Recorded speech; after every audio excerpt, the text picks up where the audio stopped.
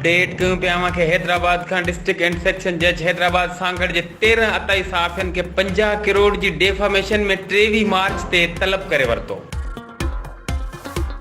खबर आवांखे ॾियूं पिया हैदराबाद का डिस्ट्रिक्ट एंड सेक्शन जज हैदराबाद सांगड़ जे 13 अताई साफ़ियन के 50 करोड़ जी डेफामेशन में 23 मार्च ते तलब करे वरतो। याद रहे त हिनन अताई साफ़ियन human right justice and defend organisation ते बिला जवाज़ तनकीद कई हुई ऐं इल्ज़ाम लगाया हुआ।